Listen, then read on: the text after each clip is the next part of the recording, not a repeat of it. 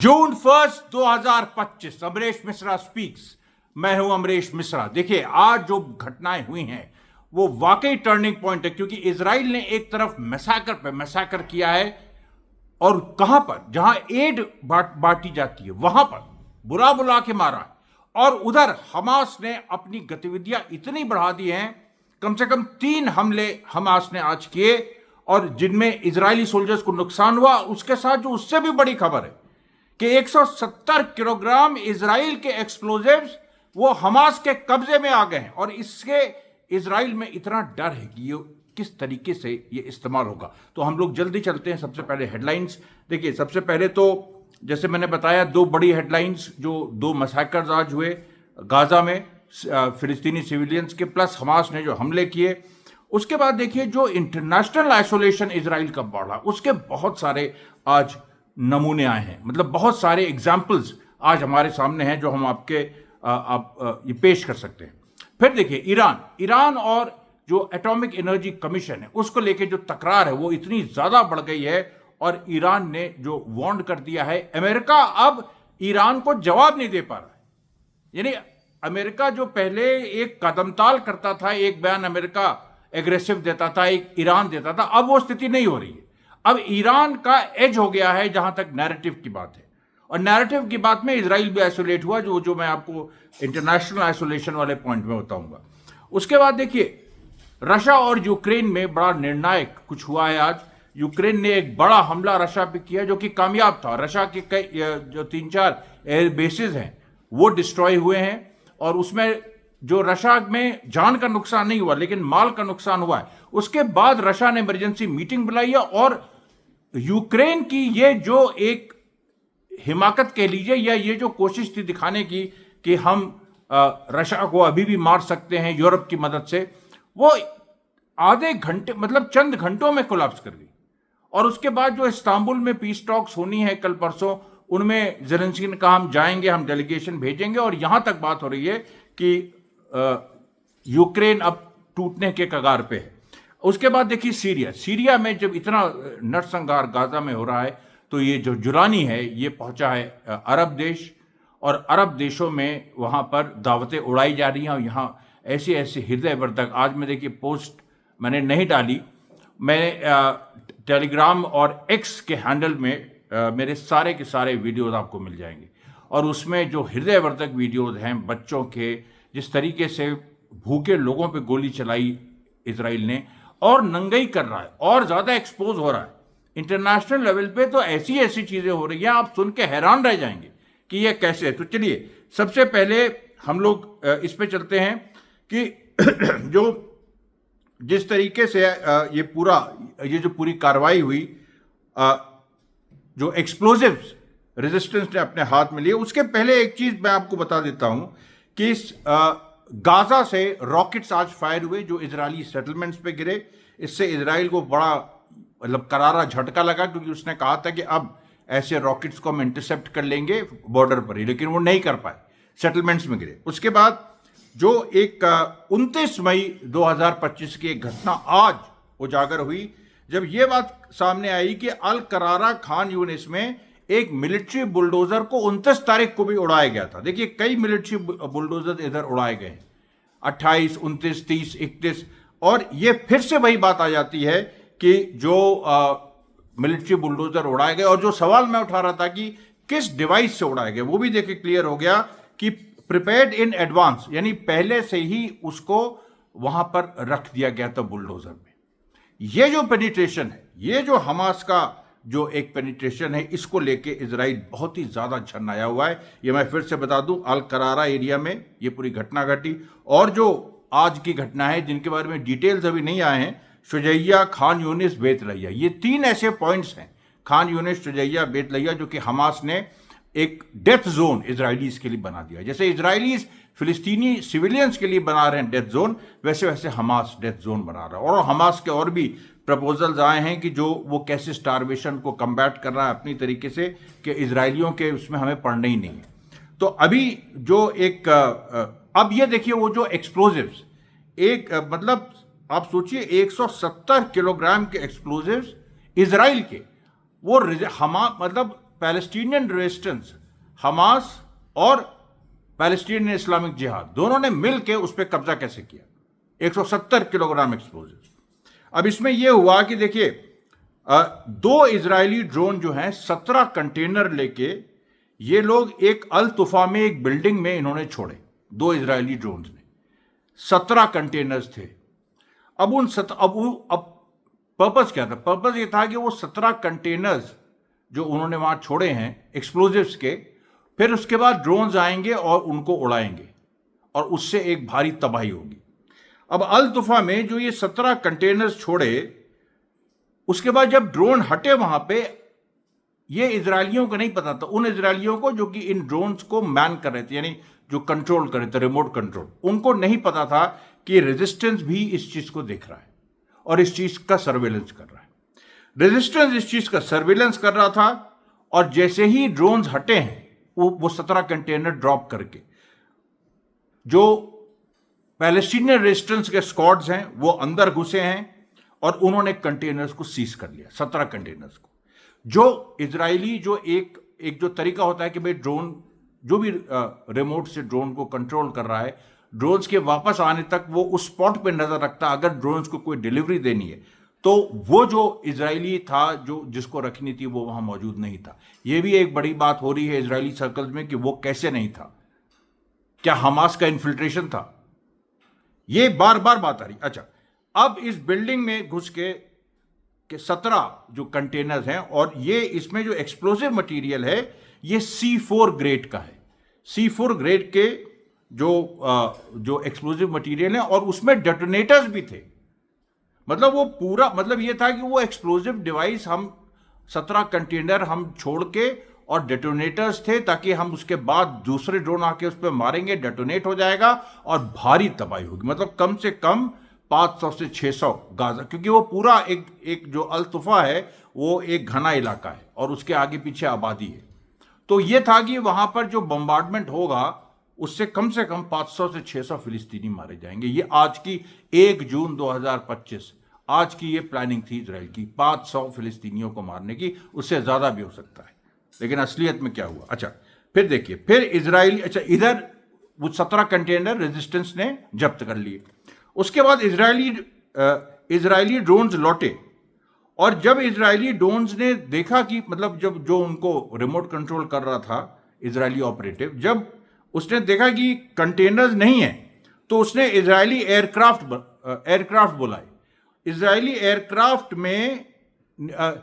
Aircraft ने आके उस बिल्डिंग को बॉम्ब किया, लेकिन क्योंकि वो एक्सप्लोजिव वहां नहीं थे इसीलिए वो बॉम्ब कोई बड़ा एक्सप्लोजन नहीं हुआ। जो घनी आबादी सिविलियन, उसको कोई नुकसान नहीं हुआ।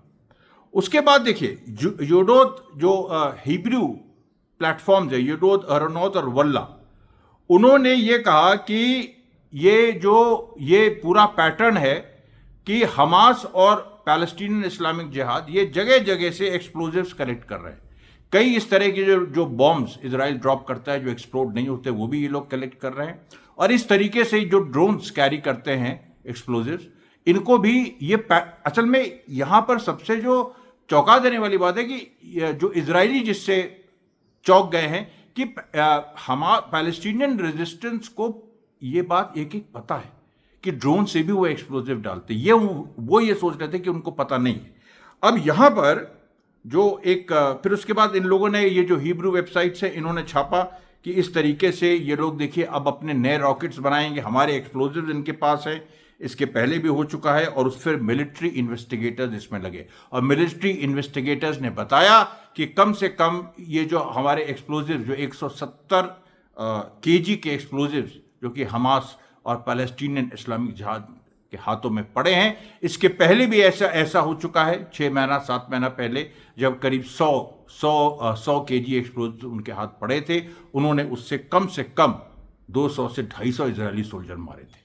अब आप सोच लीजिए, और ये जो उनको मिला है ये उस लिहाज से भी महत्वपूर्ण समझा जा रहा है कि क्योंकि चारों तरफ से नाकेबंदी है गाजा में, हमास के पास हथियार हैं टनल्स में, उनको वो लगातार अब खुद ही उनको और बेहतर कर रहा है। लेकिन जो नए एक्सप्लोजिव्स चाहिए, वो नए एक्सप्लोजिव्स उसको ये देखिए इजराइल से मिल रहे हैं, और इजराइल से वो अपने दिमाग के खेल से और टेक्नोलॉजिकल सर्वेलेंस से, जो ये बात है, जो यही सिनवार जिसपे इंसिस्ट करते थे कि सब कुछ ठीक है लेकिन अब जज्बा है, जज्बा जरूरी है, पैशन जरूरी है, आज़ादी की लड़ाई में जान देने की जो एक जो जान देने का जज्बा है वो जरूरी है, लेकिन जो टेक्नोलॉजी की बात है उसको हमेशा उसको अध्ययन करो। तो उन्होंने जो अध्ययन कराया और उसके बाद जिस तरीके से जो पूरी जनरेशन ऑफ फाइटर्स निकले, आर्म फाइटर भी इलेक्ट्रॉनिक सर्विलेंस जानता है, इलेक्ट्रॉनिक वॉरफेयर के बारे में बेसिक जानता है।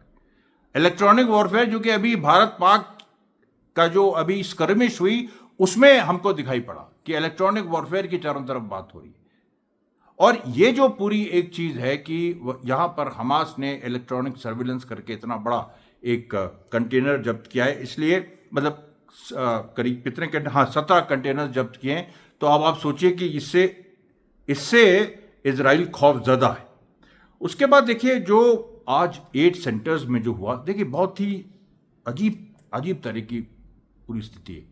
अब नेत्जरीम एक्सेस पे और राफा में 2 जगह अमेरिकन एड, उनको नाम दिया गया अमेरिकन एड सेंटर्स क्योंकि अमेरिका के प्राइवेट कॉन्ट्रैक्टर्स हैं। अब हमने आपको बताया था परसों कैसे अमेरिकन कॉन्ट्रैक्टर्स एड बांटने के लिए आए और जनता वहां पर जैसे ही उमड़ी वो लोग भाग गए और जनता ने वहां सब कुछ वहां पर उठा के ले गए। आईडीएफ ने गोली भी चलाई, 3 फिलिस्तीनी शहीद हुए।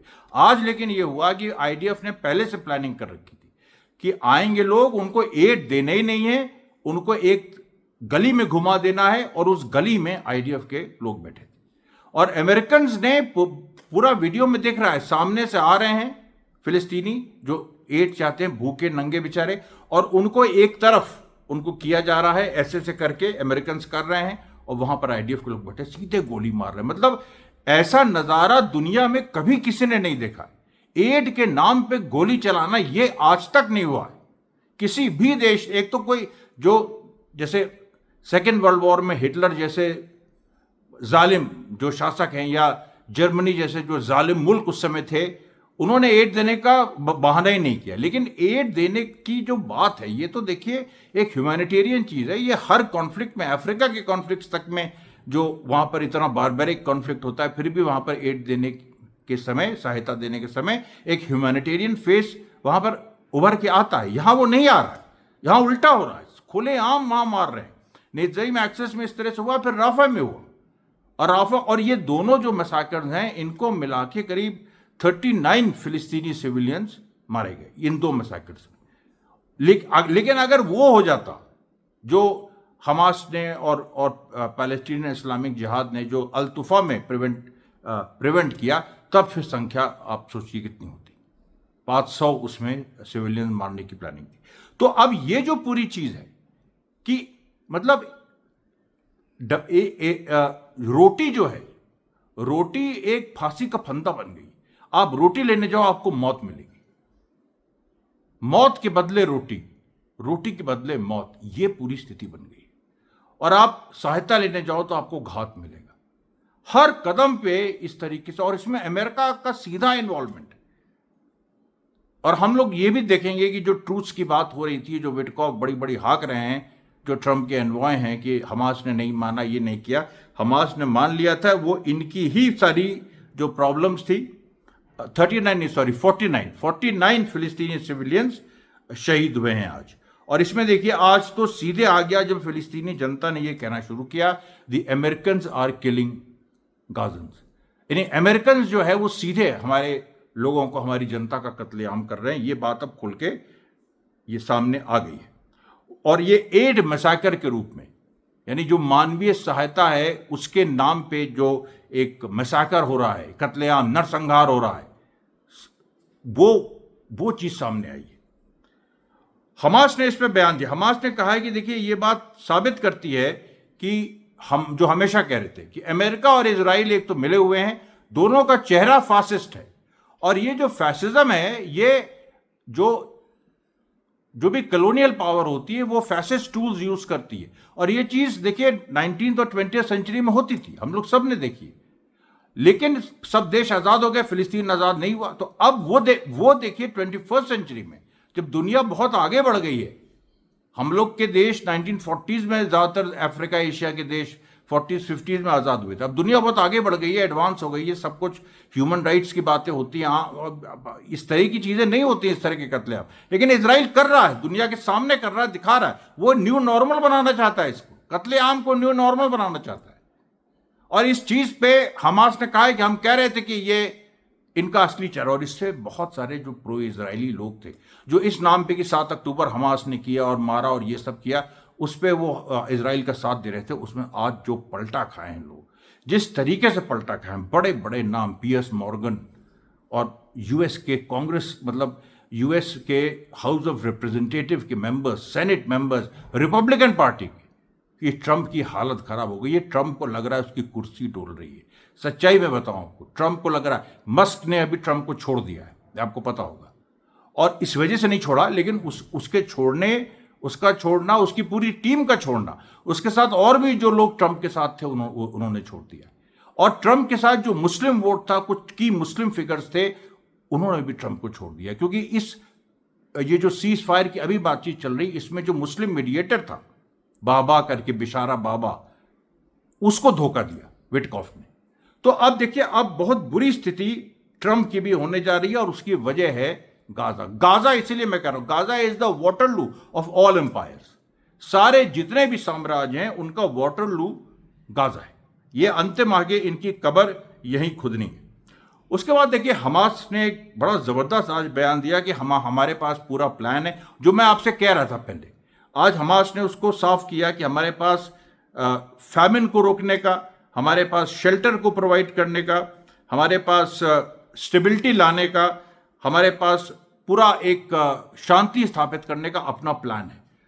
अब ये प्लान क्या है? ये देखिए, ये प्लान है जिसमें एक तरफ युद्ध चलेगा और एक तरफ हमास की सिविल टीम्स काम करेंगी, और ऐसे युद्ध चलेगा जिसमें हमास, ये मतलब अभी 1 हफ्ते 10 दिन की बात नहीं है, मैं ये कह रहा हूं कि ये तो ऐसा लग रहा है लंबा खींचेगा, और इसमें मतलब 2-3 हफ्तों में हमास ऐसी प्लानिंग कर रहा है कि युद्ध की वो एक रेखा ये खींच देगा, उसके उधर इजरायली सोल्जर्स को नहीं आने देगा और उधर सिविलियंस को रख देगा। जिस तरह से अभी ये लोग सिविलियंस को बुला बुला के मार रहे हैं, उसमें ये भी पहलू है कि भाई सिविलियंस को जो हमास की जो सुन रहे थे, भाई हमने आपको बताया था 60 to 70 to 75% हमास के लोग हैं, तो वो लोग तो उनकी बात सुनते हैं, लेकिन और भी लोग हैं वो नहीं सुनते हैं, तो वो बेचारे मारे गए, लेकिन वो भी तो मासूम है ना। तो हमास ने अब बेड़ा उठा लिया सबको बचाने का, और उसने फिर ये पूरी एक रेखा खींचने की बात है कि उस रेखा के उधर हम इजरायली फोर्सेस को एंगेज रखेंगे, और सिटीजन से हम कहेंगे तुम उधर जाओ, और एक तरह से जो इजराइल करता है कि तुम इधर आओ, ये इस एरिया को खाली करो, उधर जमाओ, फिर वहां बम्बार्डमेंट कर देता है, उस तरीके से इजराइल को नहीं करने देंगे। ये जो पूरा हमास का प्लान है, ये देखिए एक बड़ा एक नए तरह की सोच है, यही जो है पूरी क्रिएटिव सोच। उसके बाद हमास ने और बड़ा काम किया कि आज कई इस तरीके के, जो मैंने कल जो वीडियो बनाया था, अबू यसेम शबाब जो इजरायली एजेंट है, फिलिस्तीनी है, अपराधी है, आईसिस का आदमी है, उसके कम से कम 4 लोगों को आज हमास ने ठोक दिया, बिल्कुल पब्लिकली। और पूरा जो है उसने ये मैसेज दे दिया कि खुद जो शबाब है ये नोटिस पे है, शबाब अगर दिखा तो इसको देखते ही गोली मारने का आदेश है। फिर अभी देखिए इंटरनेशनल लेवल पे क्या हुआ। देखिए इंटरनेशनल लेवल पे मैंने शायद आपको कल बताया था कि नहीं, मुझे याद नहीं है, लेकिन वीडियो मैंने आज डाला कि सोचिए, Massachusetts Institute of Technology, Megha Vemuri, जो क्लास ऑफ 25 की जो प्रेसिडेंट है, भारतीय हैं, साउथ इंडियन, और उन्होंने जो भाषण दिया अपनी ग्रेजुएशन सेरेमनी में, MIT से बड़ा इंस्टीट्यूट दुनिया में कोई नहीं है, उससे ज़्यादा प्रेस्टिजियस, और वहाँ के ग्रेजुएशन सेरेमनी में वो जो अभी उसको लड़की कहेंगे, वो जो बोली है, उसने जो कहा है कि हमारी जो मैसाचुसेट्स इंस्टीट्यूट है ऑफ टेक्नोलॉजी, इसका इजराइल से टाई अप है, और उसको जो अपनी रिसर्च है उससे इजरायली IDF से शेयर करती है, और ये बंद होना चाहिए। इतना बड़ा तमाचा कभी किसी ने नहीं मारा MIT को, और MIT हिल गया है, कुछ कर भी नहीं सकता, क्योंकि डिग्री तो वो ले चुकी है, सारी चीज़ें हो गई हैं, बस उसको कुछ फंक्शन से बाहर कर दिया, लेकिन उसके साथ पूरे छात्र खड़े।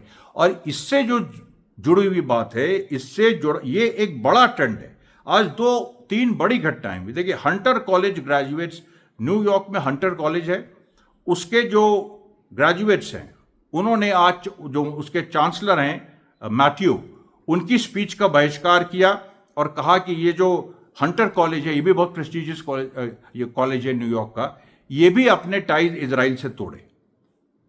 ये पूरी शर्त रखी गई और उसको पूरा डिसरप्ट कर दिया गया। फिर देखिए और बड़ी बात, मिक्स्ड मार्शल आर्ट्स, यहां तो कमाल हो गया। मिक्स्ड मार्शल आर्ट में देखिए क्या था कि एक मिक्स्ड मार्शल आर्ट्स एक मैच हो रहा था और उसमें एक इजरायली पार्टिसिपेंट था। एक मैच था जो कि इजरायली और आयरिश फाइटर्स के बीच था, ठीक। अब जो इजरायली फाइटर है उसका नाम है चकी फराज। ये चकी फराज कौन है? ये चकी फराज ये आईडीएफ का सोल्जर, बल्कि एक जूनियर ऑफिसर है जिसने गाजा में किलिंग्स की मतलब बोस्ट किया था कि हमने सिविलियंस को मारा है। अब ये पड़ गया रिंग में, क्योंकि ये मिक्स्ड मार्शल आर्ट का प्रोपोनेंट भी है, खेलता भी है। अब उसके अगेंस्ट जो है वो पैडी मैककॉरी नाम का आयरिश एमएमए यानी मिक्स्ड मार्शल आर्ट, जिसमें सारी मार्शल आर्ट्स मिक्स्ड होती हैं। इसका ये बड़ा प्रोफेशनल स्पोर्ट है और ये बड़े बड़े लेवल पे होता है। पैडी मैककॉरी चकी फराज के सामने आया। चकी फराज वो इजरायली जिसने गाजा में निर्दोषों को मारने की बात कही और बोस्ट किया उसको। तो पैडी मैककॉरी फिलिस्तीन का झंडा लेके आया रिंग में, और फिलिस्तीन का झंडा ले आके और उसने जो मारा है चकी फराज को, एक एक घूसा जब वो मारता था तो कहता था फ्री पैलेस्टाइन, एक घूसा फ्री पैलेस्टाइन, एक घूसा फ्री पैलेस्टाइन, मार मार के उसका भोथड़ा बिगाड़ दिया। और उसका वीडियो आप देखिए, वो पड़ा हुआ है जमीन पे, चकी फराज गुंडा हत्यारा वो पड़ा हुआ है और उसको मार रहा है पैडी मैककॉरी, जो कि आयरिशमैन है और जो फ्री पैलेस्टाइन के नारे लगा रहा है। अगर बोस्टन में मैसाचुसेट्स इंस्टीट्यूट ऑफ टेक्नोलॉजी, जो दुनिया का सबसे बड़ा इंस्टीट्यूट है, वहां फ्री पैलेस्टाइन के नारे लग रहे हैं, तो इधर एमएमए यानी मिक्स्ड मार्शल आर्ट्स के रिंग में भी फ्री पैलेस्टाइन के नारे लग रहे हैं। और फुटबॉल के ग्राउंड में चैंपियंस लीग चल रहा है फाइनल, बहुत ही प्रेस्टिजियस फुटबॉल का ये पूरा टूर्नामेंट है, इंटर क्लब। इसमें जो पेरिस सेंट जर्मेन क्लब वो आज जीता, उसने इंटर मिलान को हराया 5-0। और अशरफ हकीमी नाम का जो एक पेरिस सेंट जर्मेन का फुटबॉलर है, उसने आखिरी गोल किया।